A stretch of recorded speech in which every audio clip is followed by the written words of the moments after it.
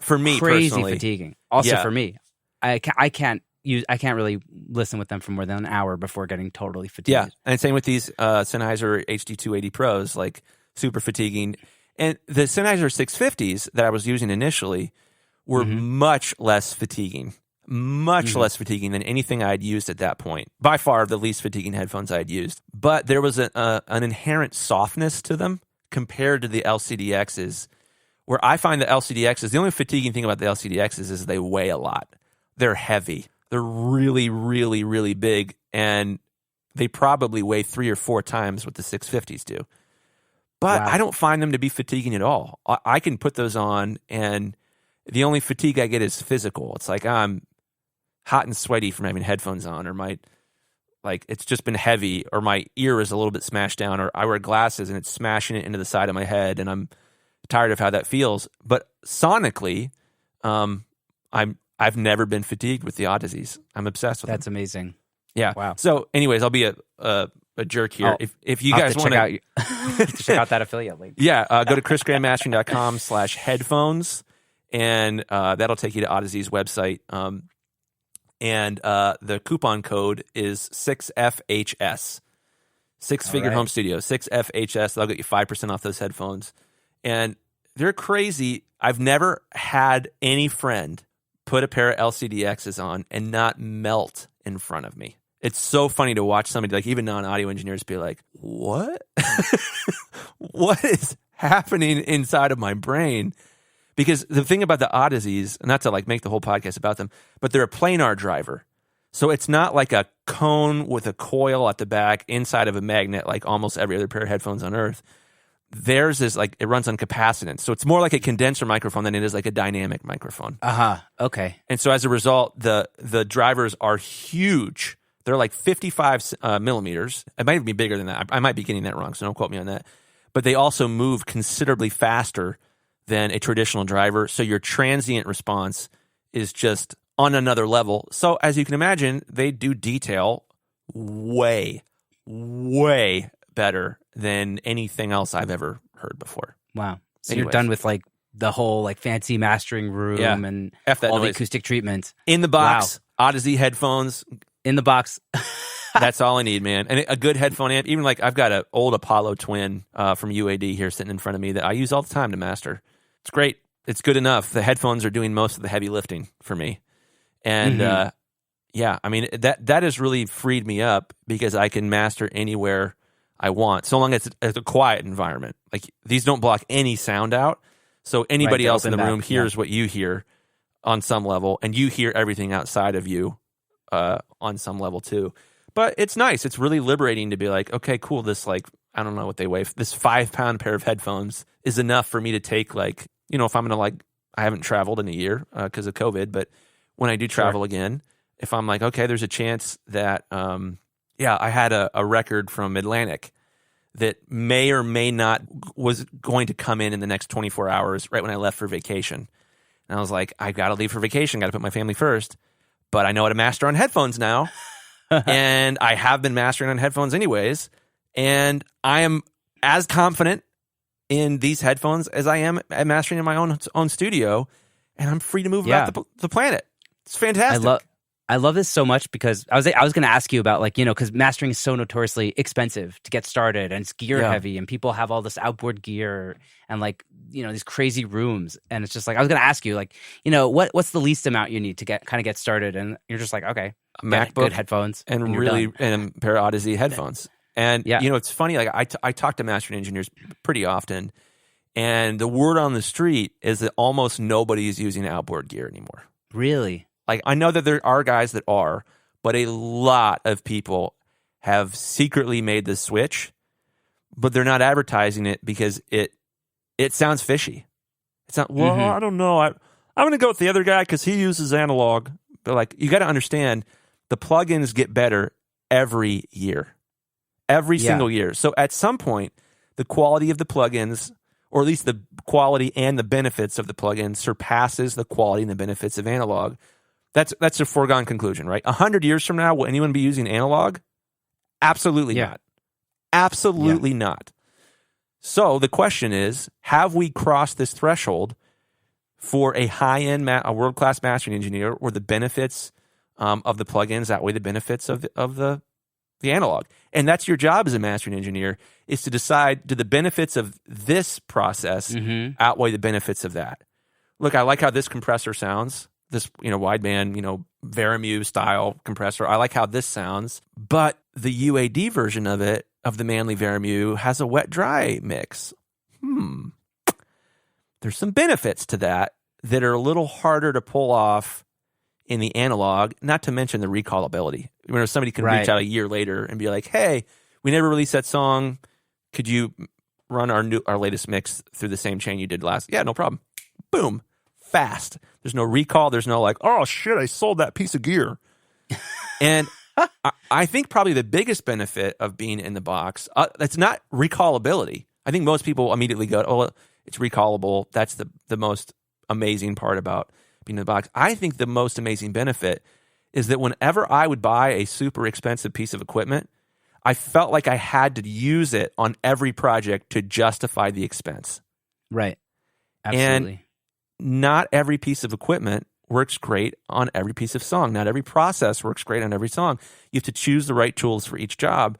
And when you've got a $5,000 compressor sitting there in front of you that you just bought, whether the song needs it or not, there is a force of gravity pulling you to like, you feel bad about buying that.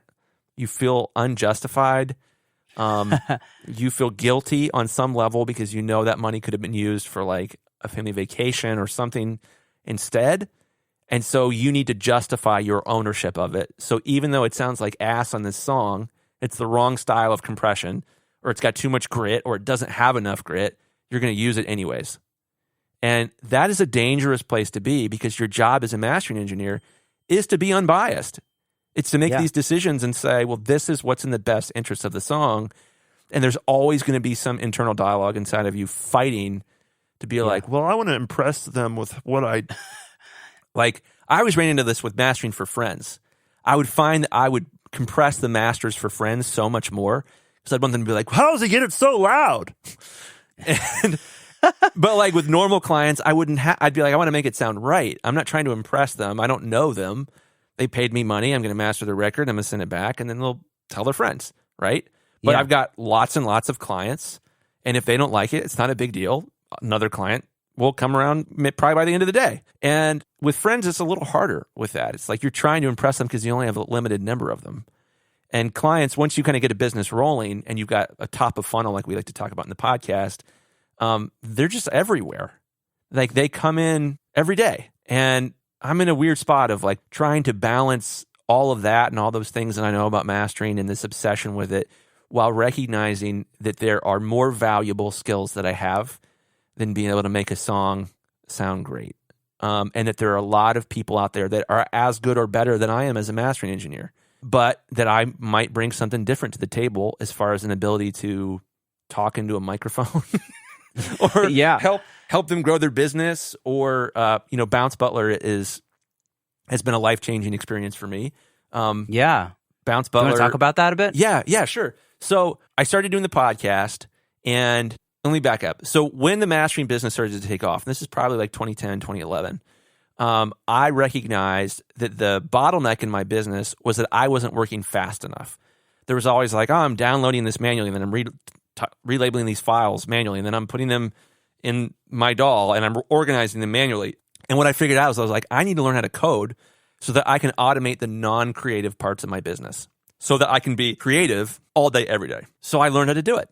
So I bought some books, and there were no courses that I could find. I had to teach myself, and I spent an enormous amount of time learning how to code so that I wouldn't have to download or upload or bounce files ever again. That I could walk in the studio and be like, I'm mastering immediately. I'm making art immediately. And what happened was I developed this app that I affectionately called Bounce Butler. And I'll never forget the day he was born. I had all these masters I had to do. I finished them all, and I was doing them all in the box at the time. And then I was like, okay, now I'm going to give all these sessions to Bounce Butler, and he's going to bounce all of them for me and text me when he's done bouncing all of these masters. And I walked upstairs, and I sat down to dinner with my family, and I knew that in my basement that an artificial intelligence was doing the lame work that I didn't want to do, that wasn't creative, that wasn't artistic, and that I could go down and do my quality control checks after dinner. And, we had dinner, we hung out, and then I got a text message, bing, bounces are finished. And I was like, this is the coolest thing ever. And I went downstairs and I made all these other apps similar to Bounce Butler to help me run the business. And then years later, like 8 years later, I'm on the podcast and we're talking about systems and I tell this sort of same story. And then I start getting messages from people like, do you still have that script? Could I have it? Where did you learn how to do that? Do you have any courses you could recommend? And I was like, wait a minute. They want to give me money for this product. So I was like, okay. And I went way overboard and I took basically a year and I recoded all of Bounce Butler from the ground up, hired a coach that was coaching me on development, on software development. And I wrote 5,000 lines of code and made my own Mac app and rolled it out and started charging a subscription. And people began to pay that subscription. And I started getting messages from people that are like, oh, my, like with Grammys and multiple platinum records and Emmys. And people are like, I use this every day. Oh my, people would send me pictures of like, this is me holding my baby and while Bounce Butler bounces. I saw that one. Yeah. And I was like, oh my Amazing. gosh, this is the coolest. Yeah. Like this is right up my alley. And to be honest, like the last year's been rough for me. I've been focusing mostly on personal health, mostly trying to deal with all this, these PTSD, mental health things, and all the enormous amount of impact that it's had on my life. And Bounce Butler really was awesome because he's back there in the background helping people, giving them a better life, and paying me automatically every month. And so eventually I hired an assistant who's now my manager, and I taught him everything that I know about coding, and now he's doing updates for Bounce Butler, and he's adding new features. And I get to be up here in 10,000 feet and be like, wouldn't it be cool if we could do this? Kyle, could you make it, my manager's name is Kyle, but Kyle, could you add this feature? And we've got all these systems. We'll be like, cool. And then he'll hit a button and then it automatically updates the app, and the app on everybody's computer knows. And the next time they open it up, it says, hey, there's a new version and here's the features that this new version has. And they click update and then wham, bam, Bounce Butler's now smarter, or he errors less, or he can do new fancy things. Like eventually he's going to be tracking how much time you spent on each song so that you can figure out what your actual hourly is for each of your clients. Like That's there's amazing. All these cool features that we're adding, and it's been wild to just see like I'm improving people's lives, but I'm not there. Yeah. That's Bounce wild. Butler. Yeah. Like you and Brian are definitely unique people in our field, and you guys kind of both have these ideas that like are so applicable to our industry and like nobody else. It's so niche down, but it's so helpful. And yeah, you know the audience, right? You know the people that are going to be using these tools. It's so cool. weird. Yeah. And one of the things I'm kind of coming to terms with this, like I look at, okay, so you taught yourself how to grow a business by yourself in a couple years to 150K. You taught yourself about business by reading books alone. You taught yourself how to code an AI that is now a passive source of income for you. What's happening there? Like, where did you learn how to do this stuff? And it went to my head. And you built a podcast that went viral in the industry. So I look at that and it messed me up, man. Like I really got in a position where I was like, oh, I'm a genius. And what I didn't recognize, and I started, to talk to people differently. I started to talk to my family differently. What I didn't realize was like I had gone into a dark place, and that I'm not a genius. I'm really not. What I am is a person with a traumatic mental health issue who coped with that traumatic mental health issue by distracting myself with learning new things. A lot of people with PTSD, with similar history to me, become alcoholics or heroin addicts. I'm addicted to learning. Doesn't make me a genius. It's nice. It's a pretty good addiction, if all things considered, I guess. All things considered, which isn't to say there aren't drawbacks to that, which isn't to say it hasn't had significant negative impact on my life in some ways and on the people that I love. But it's been a really weird, humbling experience to be like, oh, okay, cool. I'm really good at some things. I'm worse at so many things than anybody that you know. I